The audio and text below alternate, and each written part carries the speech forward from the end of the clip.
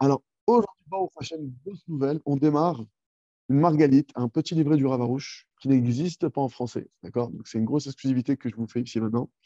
D'accord? Qui s'appelle Sois béni. Ok? Donc, on a commencé une série, donc on est encore sur Ben Al-Chavero.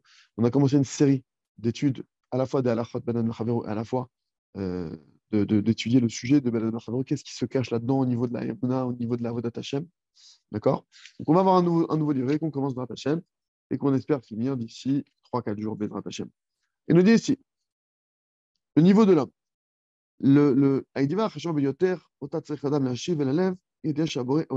Donc, la connaissance la plus importante qu'un homme il doit rentrer dans son cœur, c'est quoi selon vous? La connaissance la plus importante, c'est que Hachem, il m'aime. Hachem, il m'aime, les lotnaïm, sans condition. Hachem, il m'aime sans aucune condition. Au passage, c'est important de le répéter à nos enfants, d'accord, et de faire hyper attention à ce que qu'on ne rende pas un amalgame dans la tête de nos enfants, d'accord, parce qu'il faut savoir que les parents sont finalement quelque part une dougma pour les enfants. C'est-à-dire que comme les enfants ils ont une relation avec les parents, ça va influencer leur relation avec Hachem, ok? Donc nous, on est leurs parents de chair et de sang, mais ils ont un père spirituel qui est Hachem. On a tous le même père. Mais nos enfants, donc, si maintenant Dieu préserve des parents, il rentre dans la tête d'un enfant qu'un amour il est conditionnel, ça va entacher la relation que l'enfant il va avoir avec Dieu. Le parent doit bien accentuer, bien faire très attention de jamais mettre de conditions à leur amour et de dire à leur enfant que tu fasses bien ou que tu fasses pas bien, que tu fasses tes devoirs ou pas, que tu te comportes bien ou pas, papa il t'aimera toujours, ça ne changera pas. Maintenant, je vais te demander de t'arranger, c'est normal, mon fils. Je veux que tu t'améliores, je veux que tu avances. Mais est-ce que ça va entacher mon amour, Chas v'Shalom? Donc, bien faire attention à ça.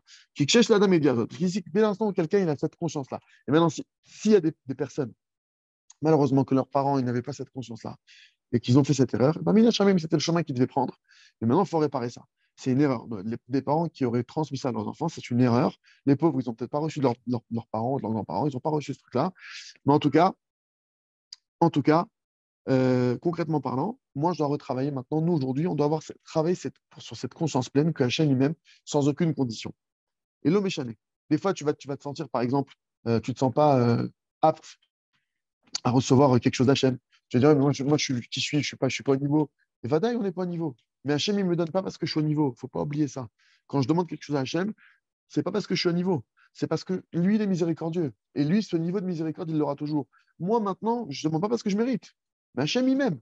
Et Hachem, il m'aime pas parce que je suis quelqu'un de bien, parce que je mérite. Hachem, il m'aime tout court. Ça, il faut bien le rentrer. Donc, même si des fois, je me sens oui par oui, en fait, je n'exige pas Hachem. Mais est-ce que maintenant, je me sens comment dire, euh, je vais laisser les travaux là, qui sont en train d'être faits autour de moi se finir. Euh, donc, ce qui est important, c'est que moi, quand je vais demander à Hachem, parce que si maintenant tu penses qu'Hachem, il va t'aider sous condition, alors même ta prière, donc elle va être tronquée. D'accord? Donc, il faut savoir que le simple fait, dit le Rav, d'avoir cette conscience pleine que Hachem, il t'aide sans aucune condition, Zot, Mishlaim, et Tzlokol, Achesron, tous les manques de ta vie vont se parfaire. Pourquoi? Parce que maintenant, tu vas vivre d'après la Emouna, que quoi? Que tout ce qui t'arrive, c'est pour ton bien. Parce qu'encore une fois, il y a des gens qui pensent que c'est pas Dieu qui leur fait ce qui leur arrive. Ça, c'est un autre problème. Mais je parle à ceux qui sont croyants, ceux qui savent que c'est Dieu. Là où les tsara vont nous attaquer, c'est de nous faire croire, regarde ce qui t'arrive. À la preuve, tu vois, Hachem, il t'aime pas. Regarde ce qu'il te fait. Regarde ce que tu vis dans ta vie. T'es pas marié, t'as pas d'enfant, t'as pas d'argent, t'as pas de ci, t'as pas de ça. Donc le tsara, il vient te voir avec des arguments. Toi, tu dois déjà venir à la racine et déraciner le problème. Ce qui m'arrive là, c'est pas du tout parce que Hachem m'aime pas. Pas du tout. Hachem, il m'aime de manière inconditionnelle. Maintenant, alors, tu as une question peut-être, mais comment, si Hachem il t'aime de manière inconditionnelle, il fait que tu n'as pas d'argent, il fait que tu n'es pas marié, il fait que... Ok, c'est pas parce que maintenant j'ai une question, que j'ai une interrogation, que ça vient changer tout le système. C'est pas parce que tu te demandes, mais comment le ciel peut être bleu et comment les arbres peuvent... Ça ne change rien, tu as une question, mais la réalité des choses, c'est que le ciel il est ce qu'il est, les arbres ils sont ce qu'ils seront. De la manière avec Hachem. Hachem il t'aime sans condition. C'est où? Et donc, du coup, puisque maintenant tu sais qu'Hachem t'aime et que c'est pas parce qu'Hachem il est contre toi, c'est pas parce qu'Hachem, maintenant, il veut ta peau. Tu sais que c'est pas pour ça. Tu sais que c'est pas pour cette raison que il t'arrive cette galère. Alors, qu'est-ce que ça va générer chez toi? Tu vas maintenant réserver un temps de prière. Si maintenant tu penses que la personne en face de toi, elle te déteste, tu vas éviter les contacts. Tu n'as pas envie de prier, tu n'as pas envie même d'aller à la synagogue, tu n'as peut-être plus envie de servir Dieu, peut-être travailler sur l'homme. Est-ce que tu te penses que tu as le sentiment qu'Hachem, t'es son vilain petit canard, t'es son bouc émissaire, et ça tombe sur toi? D'accord? Alors que non, Hachem lui-même. Il y a maintenant un truc à régler, il y a un élément peut-être qui m'échappe, mais qu'Hachem il m'aime, et qu'Hachem il veut m'entendre, et qu'Hachem il a envie d'écouter ma prière, et qu'Hachem il veut m'aider, ça bouge pas. Ça bouge pas. Maintenant, les questions de mais comment, moi, j'ai pas de réponse à ça. Hachem, il sait pourquoi il gère ça, je sais que c'est pour mon bien, c'est un bien que je vois pas tout de suite. En tout cas, moi, je vais aller le voir, je vais parler avec Hachem. Et donc, si maintenant tu commences à vivre ta vie de cette manière, que dès que tu as un problème comme ça, quel qu'il soit, tu vas voir celui qui t'a envoyé ce problème, celui que tu sais qui t'aime de manière absolue, tu sais qu'il t'aimera toujours, quoi qu'il se passe, tu vas le voir. Il dit ta vie, Laura, ta vie, elle va changer du tout au tout. Tu vas avoir une belle et agréable vie. Tu vas avoir une vie d'Emouna. Parce que maintenant, parce que plus un homme il va commencer à rentrer de la tfila. Il n'y a pas longtemps, j'ai parlé au Rav Arush d'un problème que j'avais. Et je lui ai dit, voilà, bon, Hachem, j'ai prié sur ça, etc. Mais voilà, mais qu'est-ce que je dois faire? Alors il m'a dit, regarde, si déjà tu as de la prière, alors tout va bien. Tout va bien se passer. Si déjà tu investis un temps de prière sur le sujet qui te touche, si tu pries dessus tous les jours, etc., je suis tranquille, ça va bien se passer, tout va bien, colle top. Par contre, là où il y a un problème, et c'est là où les services attaquent, c'est qu'il veut te mettre dans une posture où tu n'as plus envie de prier. Soit tu ne crois pas en ta prière, parce que qu'est-ce que tu vas dire? Oui, mais moi, qui je suis pour qu'Hachem m'écoute? Mais tu as raison, je suis personne pour qu'Hachem m'écoute. Mais Hachem, c'est pas un être humain qui va m'écouter parce que je suis quelqu'un. Tu as raison que nous, êtres humains de chair et de sang, si ce n'est pas le président de la République qui t'envoie une lettre, tu ne vas pas te bouger forcément. Tu vas dire, ah, c'est pas grave, je m'en fous, je me débrouille. Mais Hachem, lui, c'est pas comme ça. Lui, Hachem, chacun d'entre nous, quand on s'adresse à lui, il dit Rabbi Nachman de Breslev, une parole qui est très frappante. Il a dit à ses élèves, arrêtez de laisser Hachem mettre des décrets sur terre. Ses élèves, ils ont regardé Rabbi Nachman, ils disent, mais attends, mais c'est pas nous qui décidons de laisser faire Hachem ou pas. Rabbi Nachman dit oui, vous laissez faire. Parce que dès l'instant où l'un d'entre nous, qui qu'on soit, on se met à parler avec Hachem, Hachem, il arrête tous ses décrets, il dit à tous les anges qui sont présents, sortez de la salle, il y a mon enfant qui vient me parler, je veux l'écouter. Et donc, à ce moment-là, il ne fait plus de décrets. Et c'est pour ça qu'il y a le lien de faire une bonne des doutes, que le faire une bonne des doutes, de mettre des chaînes d'une bonne des doutes, que ça protège la ville, le monde, etc. Donc, ce que je veux vous dire, c'est que Hachem, Nafan, je suis rien ni personne. Nachon, je ne suis pas au niveau. Nachon, je ne mérite pas. Mais Hachem, il ne m'écoute pas pour ces raisons-là. Hachem m'écoute parce que chemin t'es filat colpé. Hachem, il écoute la prière de chaque bouche. Vous comprenez? C'est-à-dire qu'il écoute la prière des animaux, la prière des arbres, toutes les créatures, elles vont prier. Hachem, il écoute la prière de tout le monde. Et de chaque bouche, chaque créature, chaque être humain. D'accord? Il n'y a pas écrit Hachem, il écoute la prière de la bouche des tzadikim. On le dit tous les jours dans la Mida plusieurs fois par jour. Ça, il faut être clair avec ça. Pourquoi est-ce que Hachem va m'écouter? Parce que lui, il écoute chaque bouche. Lui, il a une oreille attentive. Lui, il a un cœur miséricordieux. Lui, il a envie d'aider. Lui, moi, c'est vrai, je ne mérite pas. Nahon, mais ce n'est pas parce que je ne mérite pas que je vais m'empêcher d'aller voir celui qui a envie d'aider celui. Lui, il a envie d'aider tout le monde, Hachem. Donc, moi, je ne vais pas perdre cette opportunité. D'accord? Et ce sujet-là, on apprend de qui de Resh Lakish? Migdol Bala Tshuva, Bechol Azmanim, c'était le plus grand, parmi les plus grands balais de Tshuva de son temps. À Omer, chez Bechol Yom, il a dit sur lui, Bechol Yom, Yitzro, Shaladam, Gaber Alav la Hamito. C'est lui qui dit que chaque jour, le mauvais penchant de l'homme, il se dresse contre lui pour le tuer. Vi Malakadosh Baruch Hu Ozro, Lo Yachol. Et si ce n'est pas Hachem qui lui venait en aide, il ne pourrait pas vaincre son Yetzirah. Sans, sans qu'Hachem il t'aide pour te dresser contre ton mauvais penchant, d'accord? Tu n'as aucune chance. Tu n'as aucune chance de le vaincre. Tu as un mauvais penchant qui est assassin. Il veut nous assassiner. Il veut nous tuer. Il veut te tuer, ton mauvais penchant. Il veut tuer la personne que tu peux devenir. Il veut tuer le bien que tu peux générer sur cette terre. Tu nous vas dire, il ne va pas le tuer. Quand il t'envoie maintenant perdre ton temps sur les réseaux sociaux, il tue ton temps. Quand il t'envoie faire une mission qui n'est pas la tienne, il tue ta vie. Il tue ton potentiel, il tue le bien que tu aurais pu amener sur cette terre. Donc, il t'a tué d'une manière ou d'une autre parce que, arrivé à 120 ans, ce bien-là, tu ne l'as pas fait. Tu ne l'auras pas accompli. Et donc, il dira, tu vois, c'est un potentiel qui est mort. Donc, c'est une manière, c'est une forme de mort. Il t'envoie dormir, il t'envoie dans des plaisirs bêtes et méchants, il t'envoie dans des pulsions, dans des discussions vaines, il t'envoie dans de la marloquette, etc. Il veut nous tuer. Il trouve toutes sortes de stratagèmes pour nous empêcher de faire notre mission sur terre, notre but, etc. Et tous les jours, il t'incite à parler du Lachonara, il t'incite à convoiter, il t'incite à jalouser, à te mettre en colère. Dans chaque jour maintenant, il va essayer de faire en sorte que quoi? Que tu ne crois pas en toi. Il va faire en sorte, il y a quelqu'un qui a le son. Il va faire en sorte que tu n'es pas foi en toi, d'accord? Que tu vas te voir toi-même comme quelqu'un qui n'a aucune chance de changer. Il veut te voir comme ça. Sarah. Il veut que tu crois que toi, tu ne pourras jamais changer. Et c'est ça l'essentiel de la guerre qu'on a avec notre mauvais penchant. Lui, c'est quoi ce qu'il veut faire? Il veut t'empêcher principalement. C'est quoi le point essentiel qu'il veut te faire perdre le mauvais penchant? Par toutes les bêtises qu'il te fait faire. D'accord? Il veut que tu arrives à un point où tu dis, je ne crois plus en ma prière. D'accord? Et donc, du coup, je m'empêche de prier, j'ai plus envie de prier. Il veut t'enlever ce truc-là. Ça, c'est le truc principal qu'il veut t'enlever. Pourquoi? Parce que dès l'instant où tu as ça à tes côtés, alors ta vie, elle va changer, elle peut changer. Il y a tout est possible. Mais dès l'instant où quelqu'un, maintenant, tu vois quelqu'un qui fait toutes les actions du monde imaginable, mais il ne prie pas, je dis la vérité, je ne donne pas cher de ses actions. Par contre, j'ai quelqu'un qui n'arrive pas trop à agir, admettons. Il essaye, je ne dis pas, il essaye, il fait ce qu'il peut, mais dans le concret, c'est pas encore ça. Mais par contre, il prie. Il demande à Hachem, donne-moi les forces. Et quand je prie, Vadaï, donne-moi les forces d'agir, donne-moi les bons conseils pour agir, donne-moi les bonnes stratégies, donne-moi les bonnes personnes. Je demande à Hachem qui me donne, parce que le but c'est d'agir. On est dans le Olam Asiya, d'accord? Le but c'est d'arriver à faire les bonnes actions, etc. Mais je sais que les bonnes actions dépendent de la Siyata d'Ishmaïa, dépendent de l'Hachem, ok? Et donc, le mauvais penchant, lui, ce qu'il veut principalement, c'est m'empêcher d'enlever ma prière personnelle. Je précise, on parle bien de ta prière personnelle. Quand toi, tu parles avec Hachem, c'est pas, son but, c'est pas de t'empêcher de faire la Hamida. Il va te laisser faire la mida. Il va t'empêcher de te concentrer, par contre. Il va t'empêcher. Le principal, c'est déjà ta prière personnelle. Pourquoi c'est principal? Parce que dans ma prière personnelle, c'est là où je demande à Hachem de l'aide pour ma mida. C'est là où je demande à Hachem de l'aide pour mes Teilim. Souvent, c'est que quelqu'un qui fait les Teilim, tu as prié pour réussir à les faire comme il faut les Teilim. Non, je l'ai fait, c'est comme ça. Là où il n'y a pas d'investissement de tefila qui a été fait, ça veut dire qu'il n'y a pas l'aide d'Hachem. Et comme il dit ici, sans l'aide d'Hachem, tu ne peux pas réussir.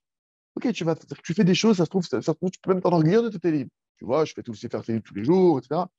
Ça peut, Khadija, me dit le Harizal, tout ce que tu reçois sans prière, il y a un danger que ça t'endommage. Ça t'endommage que tu te prends pour un tzaddik. Tu dis, ça vient de moi, regarde, moi j'ai fait les Télim, moi j'étudie la Torah, moi je suis un géant. Et toi, t'es rien du tout sur Hachem. Et ben, au Hachem, ceux qui ont des difficultés, ben, c'est ceux qui sont les mieux placés au final. Pourquoi? Ben, quand tu vois que tu n'arrives pas à faire et que tu as besoin d'aide d'Hachem constamment, ben, tu sais que tu peux pas, toi en tout cas dans ta tête, il n'y a pas cette idée qui va te dire, c'est grâce à toi, Michael. Alors, j'y arrivais pas, j'ai demandé, j'y arrivais pas, j'ai demandé, j'y arrivais pas, j'ai demandé, j'y arrive. J'ai compris que c'est pas moi, j'ai un cadeau. Ça sert un peu de moi. Moi, tout seul, je n'y arrivais pas. Donc maintenant, l'inverse. Donc, lui, maintenant, il veut lui dire quoi, le SRA? T'as pris, ça sert à rien. Il veut que tu penses que tu n'as aucune solution, tu n'y arriveras pas, c'est foutu, etc. Lui, il veut nous mettre là-dedans. C'est l'inverse qui est vrai.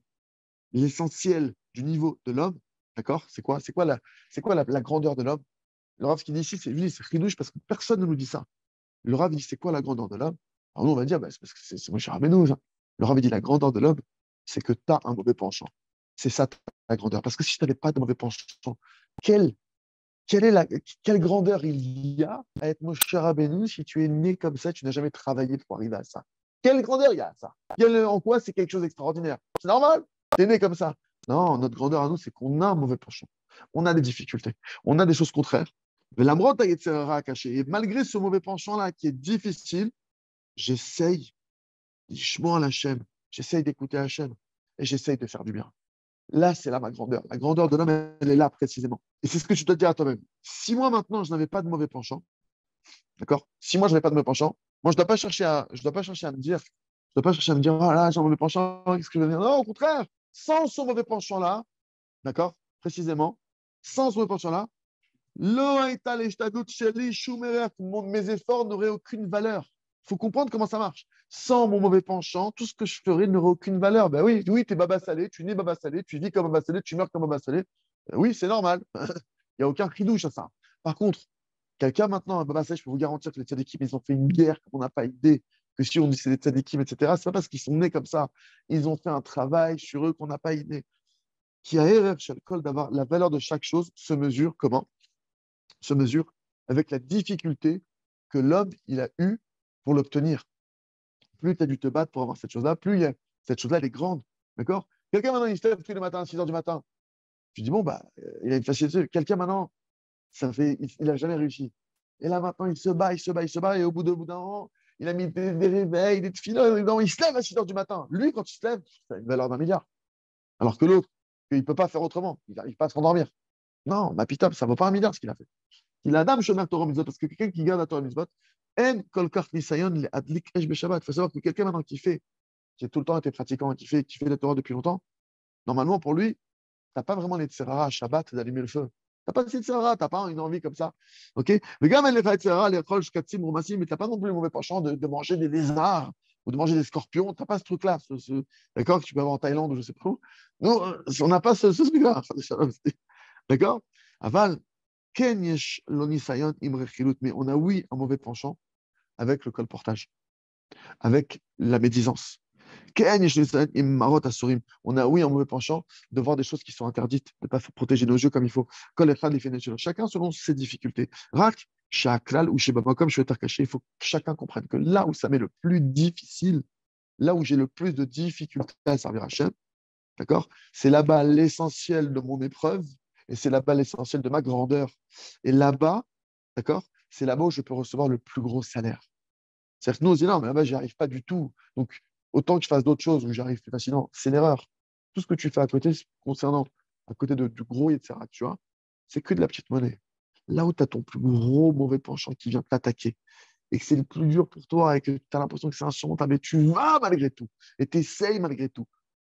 Là, c'est l'essentiel du salaire que tu recevras. C'est pourquoi quelqu'un, il dit ici le rab, il est obligé de se rappeler tous les jours, il doit se rappeler. Sha'a, jour après jour, heure après heure, Ani bekochot atzmi lo yachol natzach et etzarash. Moi, avec mes propres forces individuelles, je ne peux pas battre mon mauvais penchant.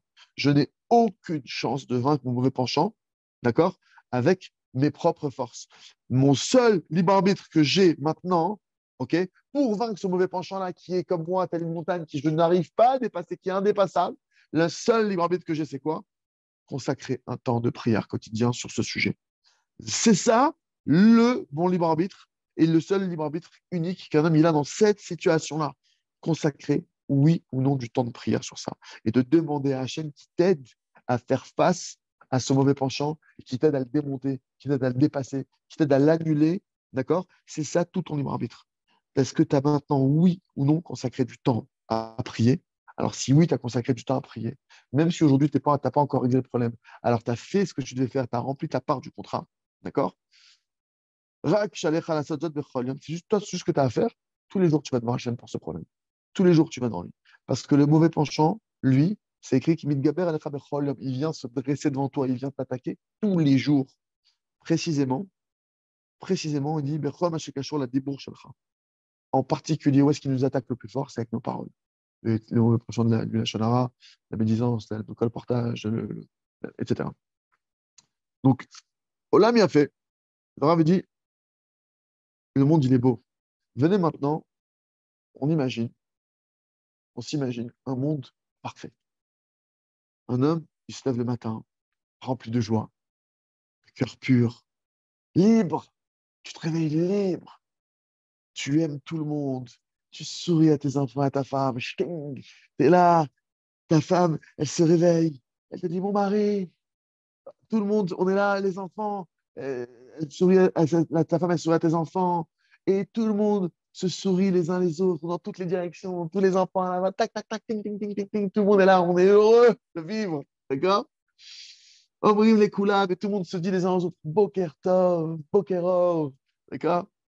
Gam imyesh Amud Katan, même s'il y a maintenant, même s'il y a maintenant, Imud Katan, même s'il y a maintenant une petite altercation, tout de suite, on annule, on dit, c'est pas grave, vas-y, fais-le toi. Mbaïa, vas-y, je te laisse ma place, vas-y, tu mets ma terre.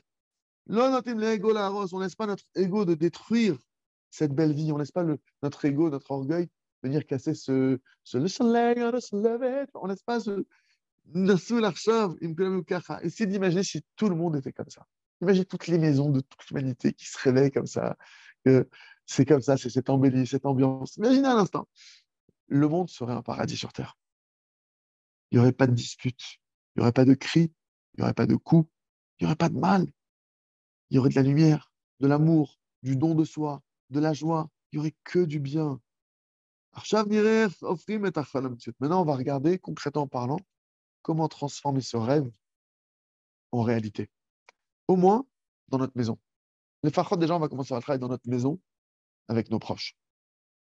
Ainsi qu'on soit concret.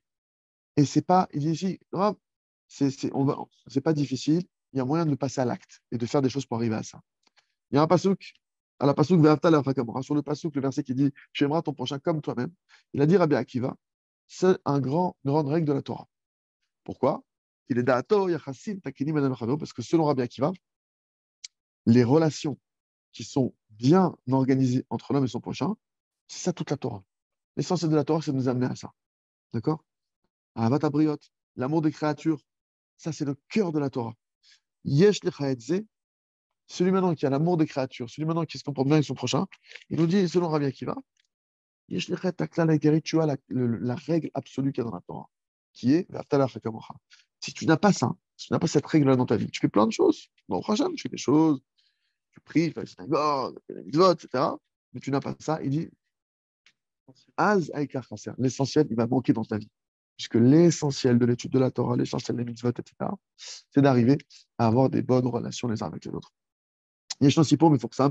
Il y a une histoire très connue sur un non-juif, d'accord, qui voulait se convertir. Il est parti devant Hillel Azaken, ok, et il a demandé à Hillel Azaken, apprends-moi toute la Torah dans un temps très très court. Qu'est-ce qu'il a dit, Hillel? Il dit, Vakasha, je vais t'apprendre toute la Torah en un instant. Qu'est-ce qu'il a dit, Hillel Azaken? Ce que tu détestes qu'on te fasse, ne le fais pas aux autres.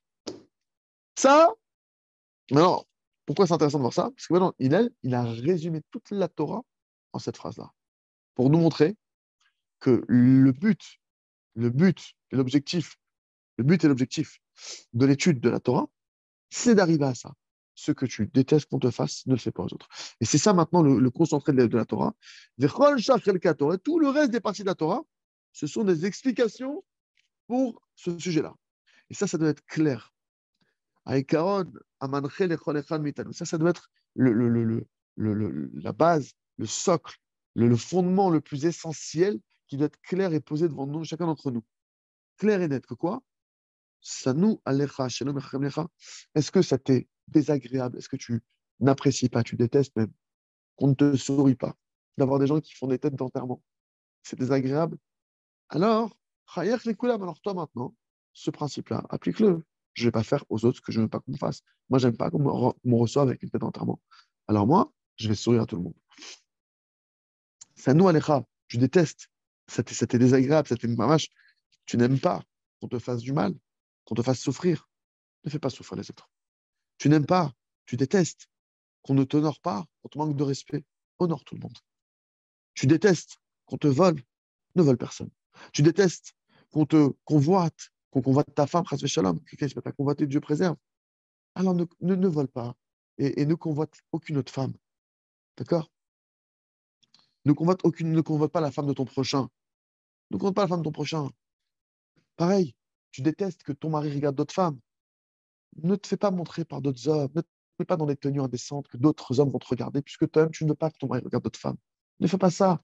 Toi, ça te fait du mal que ton mari porte des yeux sur une autre femme qui vient de passer mal habillée. Ne sois pas toi cette femme qui va faire ça à d'autres hommes. Et ainsi de suite.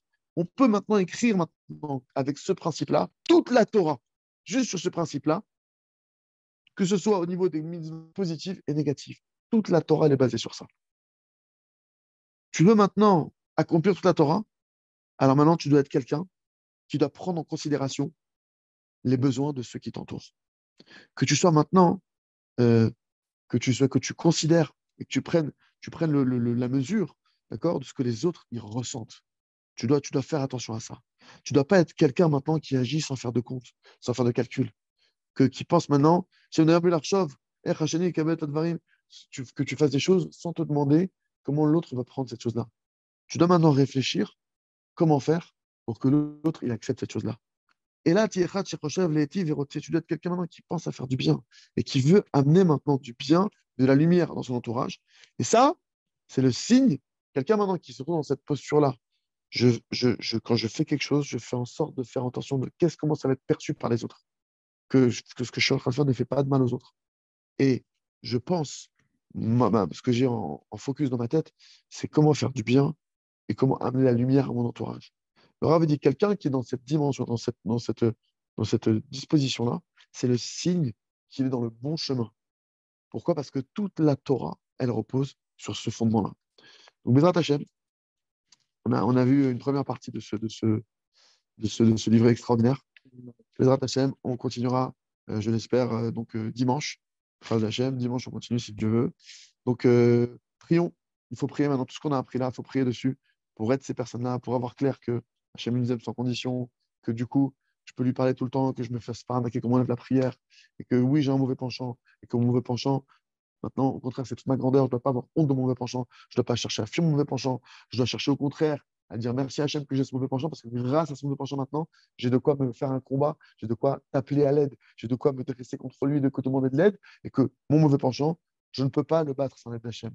Donc, le seul libre arbitre que j'ai maintenant pour vaincre un mauvais penchant de cette histoire, c'est de fixer ou non un temps de prière dessus tous les jours. Pourquoi tous les jours? Parce que tous les jours, le mauvais penchant, il va se redresser contre toi. Donc ça, c'est la priorité. Une fois que ça, j'ai compris comment ça marche de mon côté, voilà, le Rav, il te dit le principe, le fondement essentiel de toute la Torah, ne fais pas autre que tu n'as pas qu'on fasse. Voilà, c'est ça le fondement essentiel. Et à partir de là, tu peux comprendre ta Torah. Et à partir de là, maintenant, tu peux, si déjà tu as cette base-là, tu as le socle qu'il faut, si tu veux, pour réussir et pour avancer. Razak, Benit Razak.